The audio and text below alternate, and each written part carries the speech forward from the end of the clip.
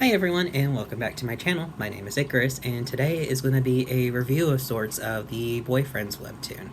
It is an online comic that's been going on for a while, and it just finished up its first season.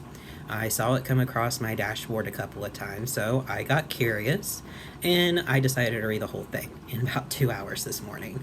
I've also done a little bit of research into the artist and some of the controversies, so we're going to be going through all of that right now. Starting with Reef Rainbow, he is a 23-year-old artist located in Indonesia, and he's apparently been creating comics and been on the internet since he was a teen, because the controversies revolve around from when he was a teen. He apparently used to create BTS, not safe for work comics, so it's real person fiction.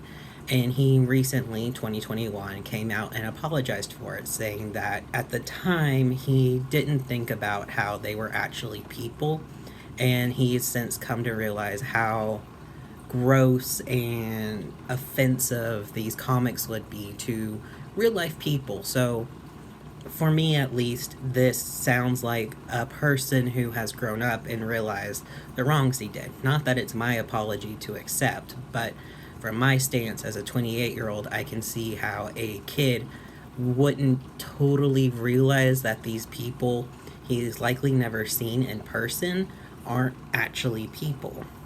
We see the same thing happen a lot in online discourse anyway, where because they are behind a screen, we don't fully recognize them as people. The other major controversy that's been dug up is when he was 14, he said the N-word. And I noticed another comment about how on his Twitter, he'll often say slurs that are usually in reference to sex workers, though these are also slurs that can be used with affection towards people, and they're not really in his comic, and I couldn't see any signs of that. Plus, Refrain is not a native English speaker, so we don't fully know if he understands that those are considered slurs normally or not. I have no comment on the N-word. He has apologized for it. He said he said it when he was 14, and he has since deleted the tweet, that sort of thing. Taken full ownership, but this isn't my place to talk about it. So, the actual comic. It follows 4 boys in college, and they are all based off of stereotypes. There's the jock, the goth, the nerd, and the prep. And one of the major complaints I saw going in is the fact that there's no character behind them, to the point where people have to go and look up their names. I kind of disagree with this. They are fairly shallow characterizations of people, but they do all have personalities, such as the goth is a trans man who has been in love with his best friend, the prep, for 15 years, and has never had the guts to go up and actually just ask him out. Meanwhile, he's found it very easy to go flirt and talk to other boys. He's also, in the comic, he goes through top surgery. So you see at one point he's binding, and then they go out to the beach, and while he is still covered up, he's showing off his chest, and it's commented on that he seems to be pretty happy to get to show off his chest for the first time. He is also someone who apparently streams online. He wears these cute little headphones with the kitty ears on them, and he tends to be a sort of caretaker to the others, where he is kind of the flirt, but he is also quick to dish out the head pats and just be a very comforting person. The prep, I swear to God, he's a weird mix between the drunken uncle, gay uncle trope. He also is a lot like Tamaki from Ouran High School Host Club. He dresses like Joseph from Dream Daddy, and apparently as a Halloween costume, he dressed up as a corrupted priest, which I am almost 100% certain Refrain kind of co-opted the look from Dream Daddy just because Dream Daddy was so huge. But don't come for me. That is an allegation totally on my part. And you can see he is very sensitive. He has a lot of trouble expressing physical affection. He tends to show his love through giving gifts, not fully recognizing that it can make his boyfriends uncomfortable, and he gets called out for that. He also tends to drink a lot, and I really love him. He may be the closest to me, even though I am literally none of these stereotypes. Just the drunk uncle who wants to spoil people by giving gifts, that sort of thing, has my heart. Nettle, stop it. Moving on to the jock. The jock he's very obviously a jock. He is also completely a himbo, where he will start crushing hard on someone and not know how to speak with them. He started trying to ask out the prep and ended up feeling like the prep hated him because the prep was like, oh my god, I have a crush on him, and kept running away because it was never a good time to talk to him. He also started crushing on the nerd when they had a mutual bond over a certain, I think it's a K-pop group. It's called Twice with the 2 for the T. He also has a big thing where he wants to constantly live up to his older sister's reputation. He is also clearly East Asian. He is the biggest. He is an absolute softie. I admit I'm biased. I adore a himbo.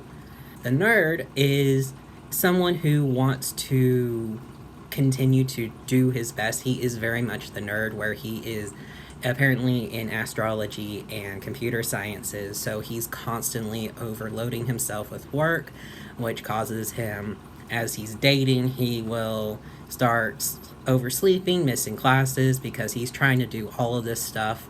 He is also very similar to Honey from Ouran High School Host Club, where he uses his cuteness as a bit of a weapon once he's more established in the relationship.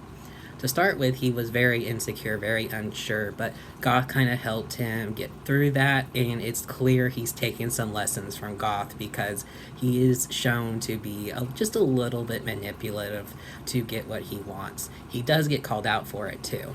Those are their sort of personalities. I do really enjoy them, shallow as they are, and I also really enjoy the idea of the slice of life comic not giving their names, because how shallow the characterizations, as much as they're there, can be.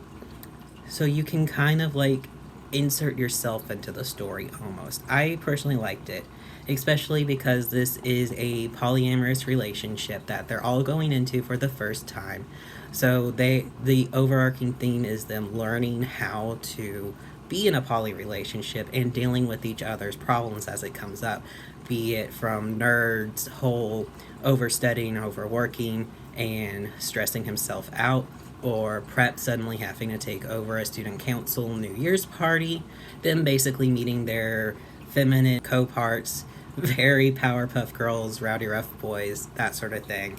The rivalry that's between them, because Jock's older sister is the jock in this polycule, and the two goths are friends, but the two preps like have a long standing rivalry, and girl prep gets very mad at boy prep because he also constantly interrupts her chances to stream with goth for cuddles, because the only one he's openly easily physically affectionate with is goth, and that's something he has to unlearn. Nerd and Nerd are also both very close friends, and it's so cute because Goth is an artist and he ends up doing artwork for a fan fiction that Girl Nerd is writing about the polycule. It's very, very cute in my opinion. The artwork is very simplified, very reminiscent of anime. It's very pastel-y and pale, so that can kind of fuck with some people's eyes. I understand that. I like the color palette a lot. I like simplified color palettes, and pastel can be cute. And especially as, again, a slice of life comic that is supposed to be so fluffy and sweet, I think it works. And I like the overarching story, playing with some of the tropes, playing some of them straight.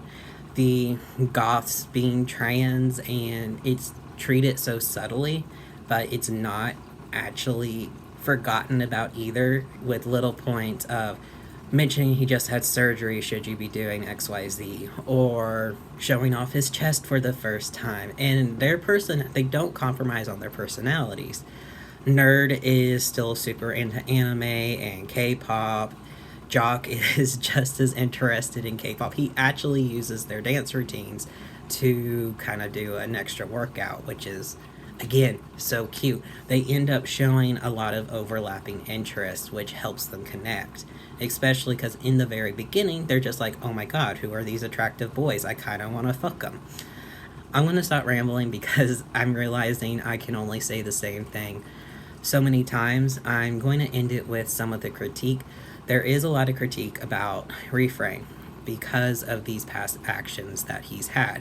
And that's not up to me to decide if these sort of things makes you uncomfortable or not. However, I have seen some very disingenuous comments too, mostly from lesbian separatists in rad films and TERFs, that sort of crowd, mostly in the wanting to call Refrain a woman, a fujoshi who's sexualizing homosexual relationships, which I don't know how much they are basically saying an Ouroboros with that, because homosexual relationships typically have some sort of sexual component to it. And especially with these dudes, it is quite clear that they're into each other. I might have been a little squicked out about that like 6 months ago, but since I heard about how much sex can mean in an allosexual relationship, it's very tame. It's never super explicit. Some of the other complaints I've seen are on Twitter, because I couldn't find very much discourse on Tumblr and none on Reddit, so of course I had to go back to the hellscape of Twitter. And most of what I saw was just kind of gross, cringy. I took a couple screenshots. One was saying, if you like the comic, kill yourself, which is never okay to say. I'm sorry. I don't even really think it's okay to say that to Anons, if I'm completely honest. Even if they're saying to kill yourself. Like, I'm sorry. That's not something that should be in anybody's lives, no matter how frivolous you're saying it. There's this other series of tweets that seem to revolve around one trans starter pack meme that was very obviously focused on trans masculine stuff and had a whole lot of media consumption, and it's a little cringy, but I find it a little disingenuous to be like, where's the trans femme and non-binary people in this trans starter pack, when it's very clearly dedicated to trans mask identities. So yeah, I mean, cringe takes. It's overrated to say something is cringe just because it's not your taste. So that was some of the complaints that I saw. There's also complaints about the characters being too shallow, about the color palette, which both are understandable. The characters are a little shallow. It can take a bit to read into it, that sort of thing. There were things about them being homophobic, polyphobic, transphobic. I literally see nothing of that in there. It is playing with some of the gay stereotypes, but they're very loving, very cute.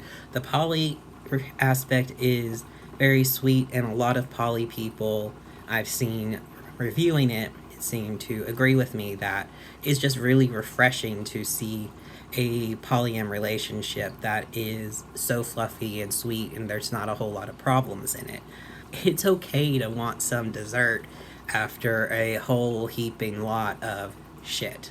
And it's not transphobic at all. I don't know where any of that came from, but goths' transness is something that's rarely commented on, and it's always in a positive light. But other than that, I can't really think of anything else. If you want a really cute slice of life comic that is easy to just binge in a quick session, I really do recommend it. The art style may not be your taste, the color palette might not be your taste. That's each to their own. I know I can be super picky about what art styles I care about, and that means I've missed out a lot of great stories. But yeah, no, that's everything from me today. I hope you all have a fantastic day, and I will talk to y'all tomorrow. Bye.